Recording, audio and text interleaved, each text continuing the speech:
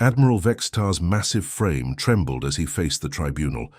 His 6 crimson eyes darted between the 5 judges, each representing a different species from across the galaxy. The metal chair groaned under his weight as he shifted uncomfortably. Behind him, holographic displays showed the devastation of the Sol 3 campaign.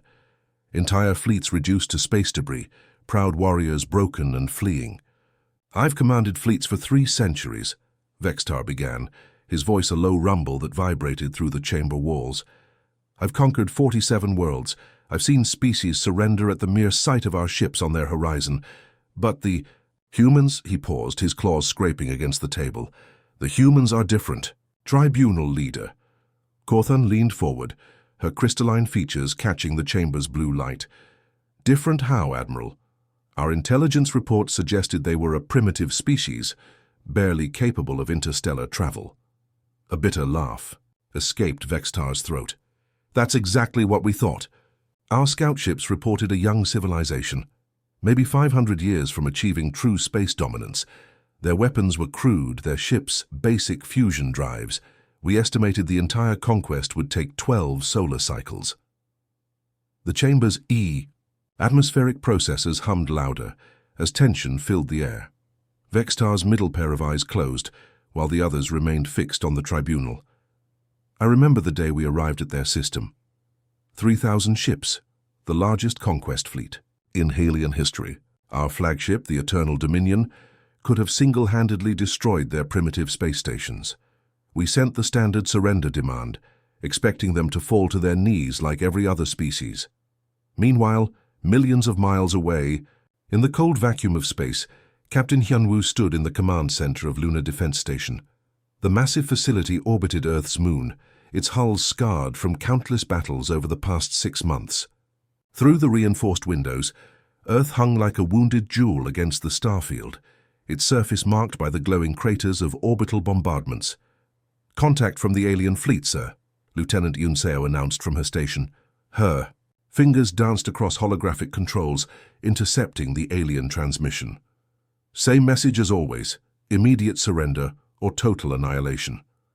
Hyunwoo walked to the central command platform, his boots echoing in the vast chamber. Around him, dozens of technicians worked frantically at their stations. Warning lights bathed everything in red. The air tasted of recycled oxygen and fear, but nobody showed it on their faces. "How many ships this time?" Hyunwoo asked, studying the tactical display that showed the approaching enemy fleet. "Sensors count over 500 vessels, sir," reported Ensign Minjai from the scanning station. "They're in standard attack formation, just like the simulation predicted." Hyunwoo nodded grimly. The humans had learned to read Hellion tactics over the months of fighting.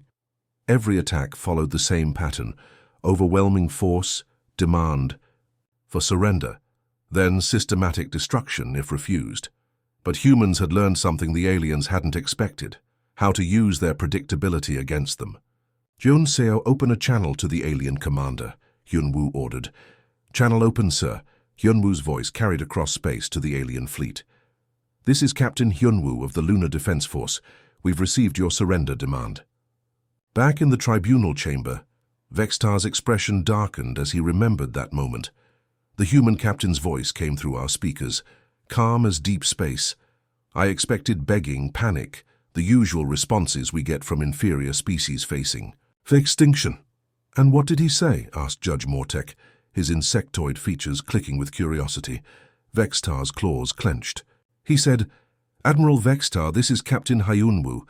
We have your surrender demand from yesterday and today and probably tomorrow too. Our answer remains the same. Come and take it.'" The tribunal members shifted uncomfortably. Such defiance from a primitive species was almost unthinkable. "I ordered an immediate attack," Vextar continued. "Standard orbital bombardment pattern. We'd done it 1,000 times before. But as our ships moved into position, something happened that changed everything. On Lunar Station, alarms blared as the alien fleet advanced. Hyunwoo watched the tactical display, counting the seconds until the enemy entered the killing zone they'd prepared. "All stations, this is command," he announced over the intercom. "Remember what we learned from the Battle of Mars. They always attack the same way. They can't help themselves. It's how their military minds work. Yunseo, are the mines ready? All gravitational mines deployed and armed, sir, she confirmed. The moment they hit our gravity well, we'll have them. Good. And remember, everyone, we're not trying to win this battle. We're trying to teach them a lesson they'll never forget. Vextar's voice grew quieter as he addressed the tribunal. We approached their moon base exactly as planned. Standard.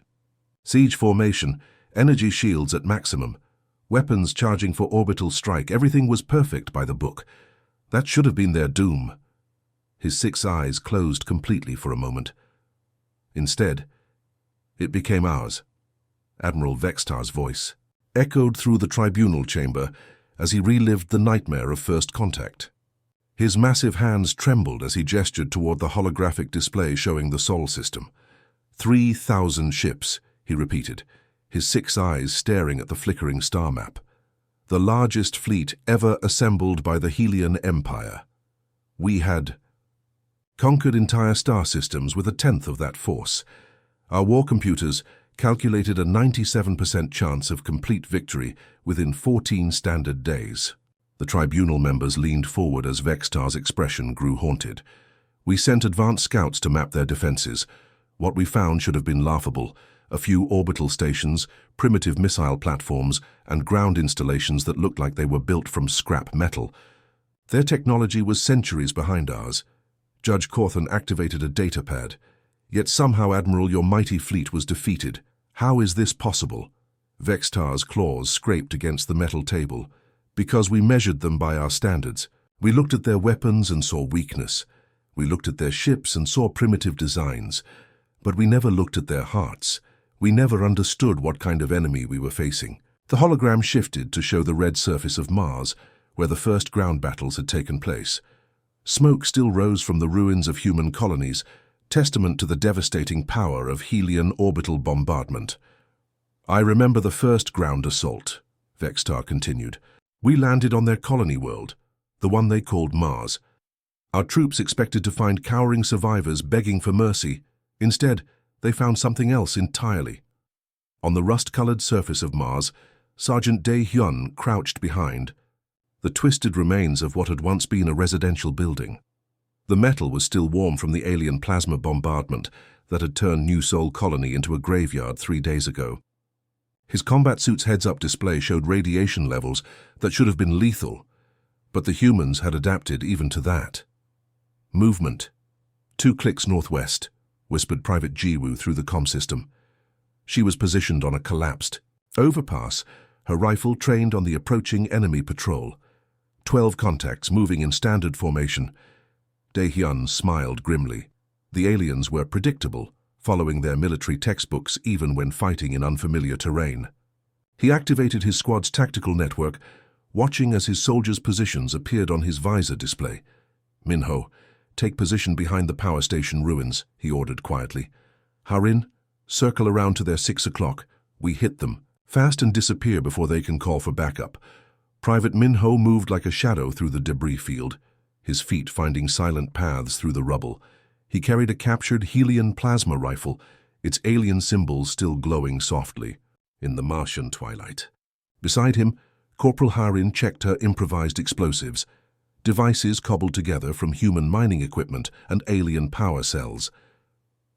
The Helian patrol moved with mechanical precision across the colony's main street. Their armor gleamed silver. In the dim light, powered exoskeletons that made them look like walking tanks. Each soldier carried weapons that could level buildings, protected by energy shields that could stop any human projectile. But the humans had learned something important during the first weeks of war. Superior technology meant nothing if you couldn't adapt to changing conditions. They're in position, Jiwoo reported, her crosshairs fixed on the patrol leader's helmet. Just like the simulation predicted. Dae-hyun waited until the aliens reached the exact center of the kill zone. Then he triggered the trap. The explosion came from below, a carefully placed charge that sent debris flying in all directions. The Helian soldiers stumbled, their perfect formation breaking apart as dust and smoke filled the air. In that moment of confusion, the humans struck. Jiwoo's first shot took down the patrol leader, her captured alien rifle punching through his energy shield. Minho emerged from cover, firing rapid bursts that scattered the remaining soldiers. Harin's explosives detonated in sequence, turning the street into a maze of smoke and fire. The battle lasted exactly 17 seconds. When the dust settled, 12 Helian bodies lay scattered across the ground, their advanced armor useless against human cunning and determination. "Weapons and equipment secured," Harin reported, already stripping useful gear from the fallen enemies. "These power cells will keep our base running for another week." "Good work, everyone," Dae-hyun said, watching his squad disappear into the underground tunnels they'd carved beneath the colony. "Command will want a full report on their patrol patterns." Back in the tribunal chamber, Vextar's voice grew bitter as he remembered similar reports flooding in from across the war zone. "They didn't fight like soldiers," he told the silent judges. "They fought like hunters, like predators. Every defeat became a learning experience. Every dead patrol became intelligence data. They studied us, adapted to our tactics, and used our own strengths against us." Judge Mortek clicked his mandibles nervously. "Surely your superior firepower should have ended such resistance quickly." Vextar laughed, a sound devoid of humor. "That's what we thought.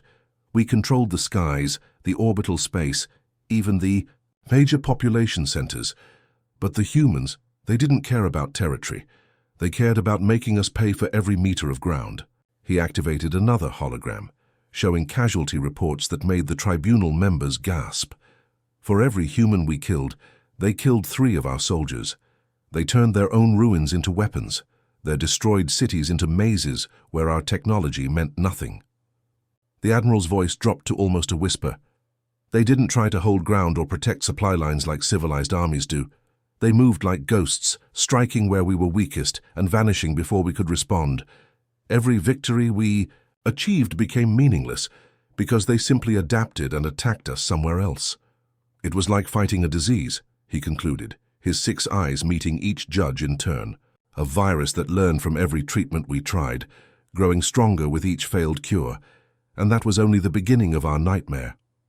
Admiral Vextar's massive form shuddered as he recalled the moment that broke his understanding of warfare forever. His tentacles, normally steady and controlled, writhed like living serpents as the memories flooded back. The tribunal chamber fell silent except for the soft hiss of atmospheric recyclers. "The Battle of Titan Station," he began, his voice barely above a whisper. "We had studied every military manual in the Galactic database. Siege warfare was simple: surround the enemy, cut off their supplies, wait for hunger and desperation, to force surrender. It had worked on every civilized species for 10,000 years. Judge Cawthon leaned forward, her crystalline features reflecting the chamber's pale light. "But not with the humans?" Vextar's 6 eyes closed, each one seeming to see a different nightmare. Titan Station was their primary refueling depot in the outer system, a massive installation built into Saturn's largest moon, housing over 50,000 civilians and a full military garrison. Our fleet of 200 ships surrounded it completely. Nothing could escape. The holographic display activated, showing the tactical situation around Titan. The Helian fleet formed a perfect sphere around the human station, every escape route blocked, every angle of fire covered. "I sent the surrender demand personally," Vextar continued. "Standard protocol. Lay down your arms, submit to Helian authority, and your lives will be spared." I gave them 6 hours to comply. Far away in space, Commander Sujin stood on the bridge of Titan Station, watching the enemy fleet tighten its deadly embrace. The command center buzzed with controlled activity as her crew prepared for what everyone knew would be their final battle. Through the massive viewports, Saturn's rings glittered like scattered diamonds against the black void. "Status report," Sujin ordered, her voice calm despite the impossible odds they faced. Lieutenant Tae-min looked up from his console, sweat beading on his forehead. "All civilian transports have cleared the system, ma'am. Emergency evacuation is complete. We have skeleton crew only, volunteers who chose to stay behind." Ensign Yuri's hands trembled slightly as she monitored communications. "The alien fleet is demanding our surrender again, Commander. They're threatening to board the station if we don't comply within the next hour." Sujin walked to the central command platform, her boots echoing in the vast chamber. Around her, dozens of monitors showed the approaching enemy ships, their weapons charging for what would certainly be a devastating assault. The station's defenses were impressive, but against 200 capital ships they wouldn't last more than minutes. "How long until the reactor modifications are complete?" she asked. Taemin's fingers danced across his controls, calling up engineering reports. "Another 40 minutes, ma'am. Chief Engineer Park and his team are working on the final connections now." Soo-jin nodded, studying the tactical display that showed every enemy vessel in perfect detail. The Helians followed their military doctrine like a sacred text. They would demand surrender, wait for compliance, then methodically destroy any resistance. They never adapted, never changed their approach, never expected an enemy to think outside conventional warfare. "Commander," Yuri said quietly, "I'm receiving personal messages from some of the crew. Final letters to their families." "Send them." Soo-jin replied without hesitation. "Make sure they reach their destinations." In the tribunal chamber, Vextar's voice grew strained as he continued his testimony. "We waited the full 6 hours. When no surrender came, I ordered the standard assault pattern. Our ships moved into bombardment formation, energy weapons charging for surgical strikes against their defensive systems." He paused, his claws scraping against the metal table. "That's when they transmitted a message that still haunts my dreams." Recording played through the chamber's speakers. Commander Soo-jin's voice clear and determined. "Hellion Fleet, this is Commander Soo-jin of Titan Station. We have received your surrender demand and respectfully decline. However, we would like to make a counteroffer." Judge Mortek clicked his mandibles in confusion. "A counteroffer? From a surrounded enemy?" Vextar's expression darkened. "She said, 'You want our station? Come and take it, but be warned. We're about to show you why humanity will never kneel to any empire.'" On Titan Station, the final preparations were complete. Taemin's console showed the reactor status in glowing red letters. "Critical overload imminent." Chief Engineer Park's voice crackled through the intercom from the engineering section. "All modifications complete, Commander. We've bypassed every safety system and removed all containment protocols. When that reactor goes, it'll take everything within a 50-kilometer radius with it." Soo-jin activated the station-wide communication system. Her voice reached every remaining crew member, from the bridge officers to the maintenance workers who had volunteered to stay behind. "This is Commander Soo-jin. In 60 seconds, we're going to do something that no military academy teaches, something that defies every rule of conventional warfare. We're going to turn our home into a weapon." The massive space station began to move, its emergency thrusters firing in sequence. Designed to make minor orbital adjustments, the engines were never meant to accelerate something as large as Titan Station, but human engineers had learned to push every system far beyond its intended limits. "Reactor overload in progress," Taemin reported, his voice steady despite knowing what came next. "We have 4 minutes until critical failure. All hands prepare for ramming speed," Soo-jin announced. Vextar's voice broke as he described what happened next to the horrified tribunal. "The station accelerated directly toward our flagship. At first we thought it was a desperate escape attempt, our weapons locked on, ready to destroy them the moment they came within range."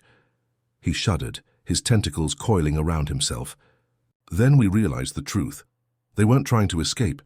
They were turning their entire station into a guided missile with themselves still aboard." The Helian fleet scattered in panic as the massive station bore down on them, its reactor building toward an explosion that would dwarf anything they'd ever seen. Ships that had maintained perfect formation for hours suddenly broke ranks, desperately, trying to escape the expanding blast radius. "Impact in 30 seconds, Taemin announced, his hands steady on the controls that would guide their final strike. Soo-jin stood at the center of the bridge, watching the enemy flagship grow larger, in their viewports. "For Earth," she said quietly, "for humanity." The impact vaporized 3 Helian capital ships instantly.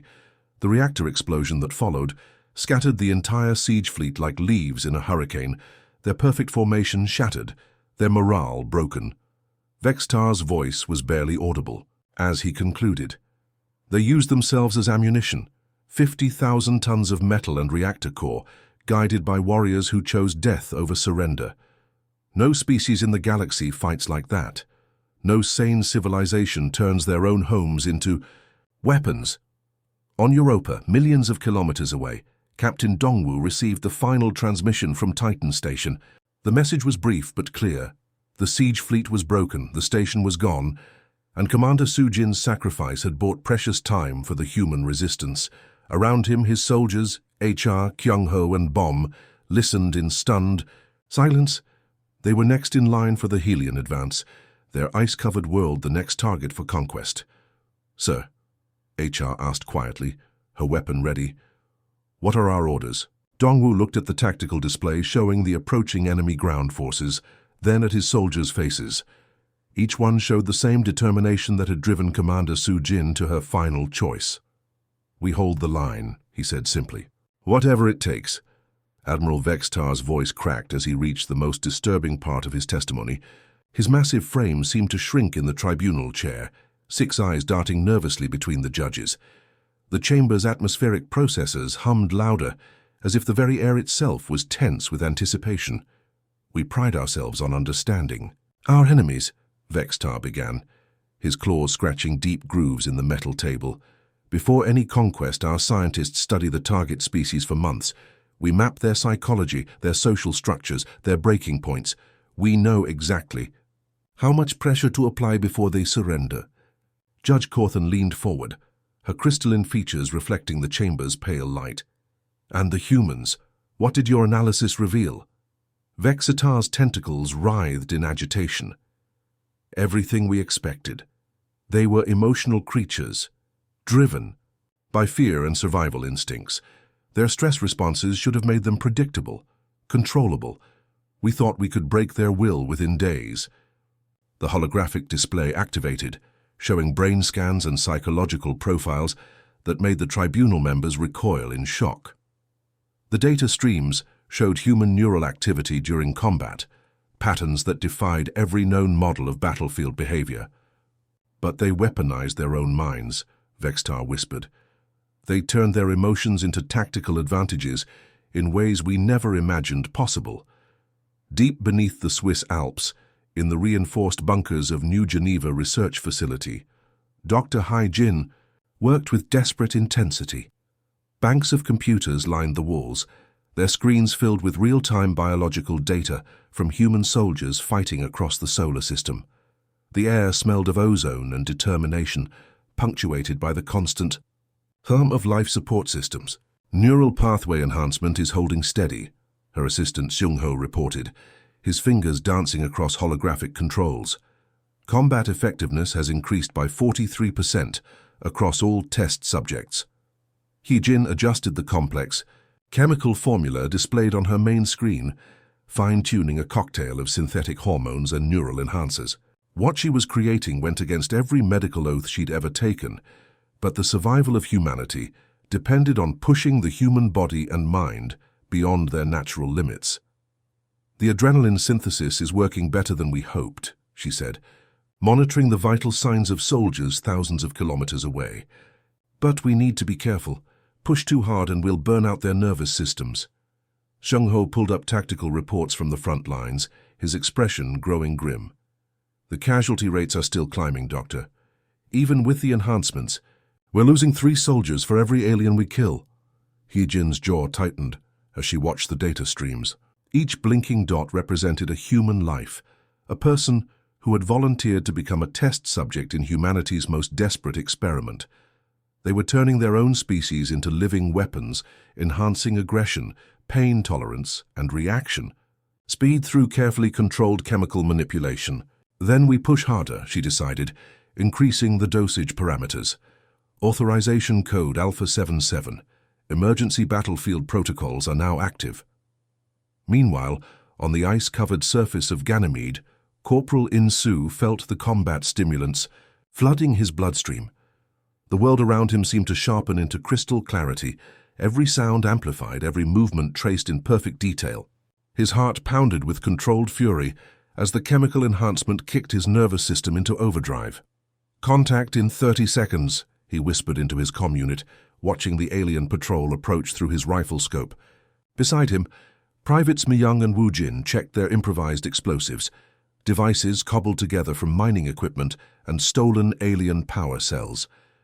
The three humans lay hidden in a snowdrift, their white camouflage making them invisible, against Ganymede's frozen landscape.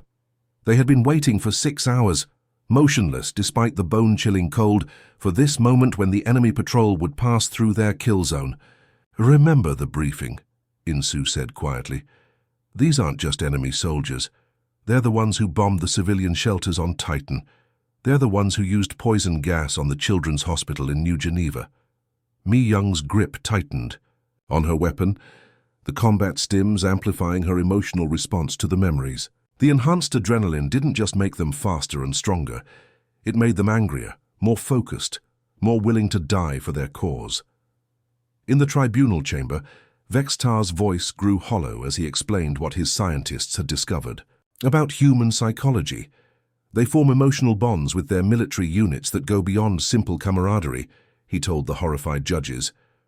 When one of their soldiers dies, the others don't retreat or lose morale. They become more dangerous, more unpredictable. They use grief as fuel for their rage. Judge Mortek clicked his mandibles nervously. Surely such emotional responses would make them vulnerable, not stronger.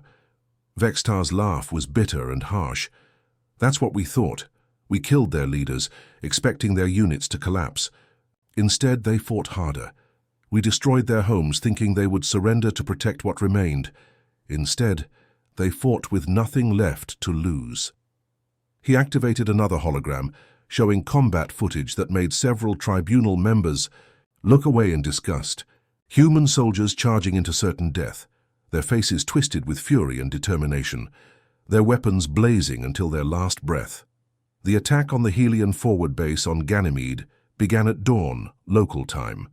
300 human soldiers, against a fortified position defended by 2,000 alien troops.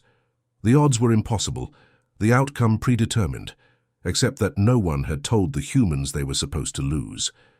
Insu led his squad through the base's outer perimeter, the combat enhancers making every movement feel like liquid lightning. When plasma fire cut down the soldier beside him, instead of taking cover, he used the fallen warrior's body as a shield while advancing closer to the enemy position. "For Martinez," Mi Young screamed, naming the soldier who had just died, as she hurled herself over a barricade with grenades in both hands. "For Chen," Wu Jin shouted, remembering their squad leader who had fallen the week before, as he charged an alien heavy weapons position with nothing but a knife and determination. The battle raged for 6 hours. Human soldiers fought with weapons they had, salvaged from dead enemies, with improvised explosives made from spare parts, with bare hands when ammunition ran out. They used tactics that no military academy taught, strategies born from desperation and enhanced by chemical fury. When the smoke finally cleared, the Helion base lay in ruins. 2,000 alien soldiers were dead or wounded. 17 humans walked away from the battlefield, their weapons empty, their bodies broken, but their spirits unbroken. Vextar's voice was barely audible as he concluded this part of his testimony. They learned to use grief as ammunition. Every fallen comrade became fuel for their rage. Every destroyed city became motivation for their next assault. We thought we were fighting soldiers, but we discovered we were fighting something far more dangerous. We were fighting love itself, weaponized and unleashed. The tribunal chamber fell silent, except for the soft whisper of recycled air. Finally, Judge Corthan spoke, her voice trembling. "How do you fight an enemy like that, Admiral?" Vextar's 6 eyes met hers, filled with the wisdom of bitter defeat. "You don't," he said simply. "You run." Admiral Vextar leaned forward in his chair, his massive frame casting long shadows across the tribunal chamber. His 6 eyes, each one, dimmed with the weight of defeat, fixed on every judge in turn. The air itself seemed to grow heavy as he prepared to deliver his final, most chilling testimony. "You must understand," he began, his voice carrying the gravity of absolute truth. "We didn't lose because the humans were stronger or more technologically advanced. We lost because they approach warfare like no other species in the known galaxy. They fight not just to win, but to send a message that echoes across the stars. The holographic display flickered to life, showing the final battle above Earth itself. The blue-green planet hung in space like a wounded jewel, its surface scarred by months of orbital bombardment. Around it, the remnants of the human fleet formed a desperate defensive line against overwhelming odds. Admiral Chang Min stood on the bridge of the UES Incheon, his weathered face illuminated by the red glow of warning lights. Through the massive viewports, he could see the Helian Armada approaching, over 800 ships arranged in perfect battle formation, their weapons already charging for the final assault. "Fleet status report," Chang Min ordered, his voice calm despite the impossible situation. Lieutenant So Young looked up from her tactical console, her fingers dancing across holographic controls. "We have 43 ships remaining, sir. Most are running on emergency power. The Beijing and the Mumbai report critical hull breaches, but they're still combat capable." "Ammunition status?" Chang Min asked. Ensign Jae Sung consulted his weapons display. "Less than 20% across the fleet, Admiral. We've been burning through our reserves for the past 6 hours." Chang Min nodded grimly. Behind him, communications. Officer He Young monitored the evacuation channels, tracking the last civilian transports as they fled toward the outer colonies. Every minute his fleet bought was another 1,000 lives saved. "All ships, this is Admiral Chang Min," he broadcast, across the human fleet. "Today we make our final stand above the world that gave us birth. We're outnumbered 20-1. Our weapons are almost empty, our ships are falling apart. But remember what we're fighting for, not just for Earth, but for every human child who will grow up free among the stars." In the tribunal chamber, Vextar's voice grew strained as he remembered that moment. "We expected them to surrender. Any rational commander would have seen the futility of resistance. Instead, they did something that defied every military manual.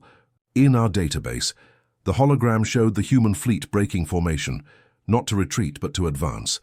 The smaller ships accelerated toward the Helian battle line, their engines burning at maximum output. It looked like a suicide charge, and in many ways it was. "Sir," So Young reported, her voice tight with emotion, "the evacuation transports have cleared the system. All civilians are safe." Chang Min smiled for the first time in hours. "Then we've already won. Helm, set course for the enemy flagship. All ships execute Rampart Protocol." The human vessels spread out in a protective formation around the evacuation, roots using themselves as living shields. When Helian plasma beams lanced out, human ships intercepted them with their own hulls. When alien missiles streaked toward the fleeing transports, human fighters threw themselves into their paths. But the real victory came from something the Helians never expected, something that would haunt the galaxy for generations to come. "All communications arrays activate wideband transmission," Chang Min ordered. "Make sure every inhabited world in the galaxy can receive our signal." He Young's hands trembled as she routed power to the ship's transmitters. "Broadcasting on E. All frequencies, sir. The entire galactic network is receiving." What followed was unlike anything in the history of interstellar warfare. As the final battle raged above Earth, the humans broadcast every moment of their last stand. They made sure the galaxy watched as they chose death over surrender, as they protected their civilians with their own lives, as they fought with damaged weapons against impossible odds. Vextar's voice cracked as he spoke to the tribunal. They broadcast the final moments of every human who died defending their world, every last stand, every sacrifice, every act of defiance. They made sure that 17 billion watching species witnessed what it meant to fight for freedom. The recording spread through galactic networks faster than Helian sensors could stop them. On 1,000 worlds, alien species watched human soldiers charging Helian positions with empty weapons. They saw human pilots ramming their fighters into enemy capital ships. They witnessed human families choosing to fight rather than submit to slavery.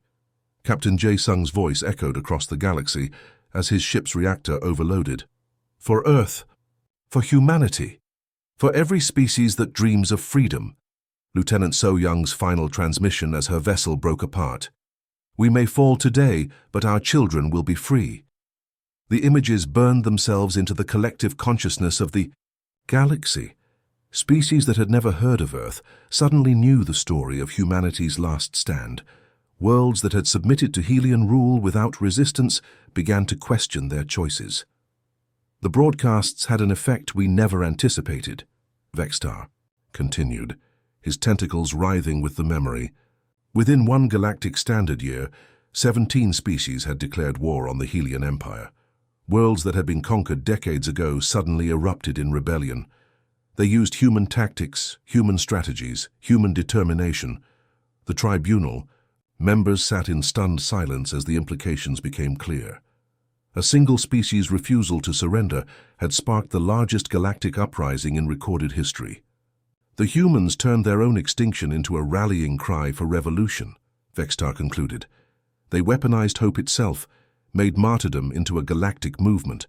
Every species that watched those broadcasts learned something terrible and wonderful, that freedom was worth dying for. Judge Cawthon's crystalline voice barely whispered through the chamber. "Your recommendation, Admiral?" Vextar's 6 eyes dimmed with remembered horror and grudging respect. "Never again. If we encounter humans in the future, we negotiate. We find common ground. We treat them as equals because they don't just wage war, they inspire other species to join them. They turn every battle into a lesson in courage that spreads across the stars." He paused, his massive frame sagging with exhaustion. "The surviving humans, scattered across the outer colonies, are rebuilding. They remember Earth. They remember they're fallen.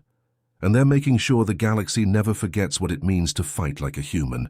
The tribunal chamber fell silent, except for the soft hum of life support systems. Finally, tribunal leader Cawthon spoke the words that would reshape galactic policy forever. "Let the record show that humanity is hereby classified as a protected species.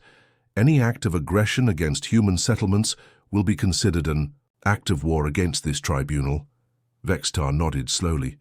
"A wise decision, because the humans taught us something we never understood before, that some things are worth more than life itself. And once that lesson spreads, no empire in the galaxy feels safe from the power of hope." The end.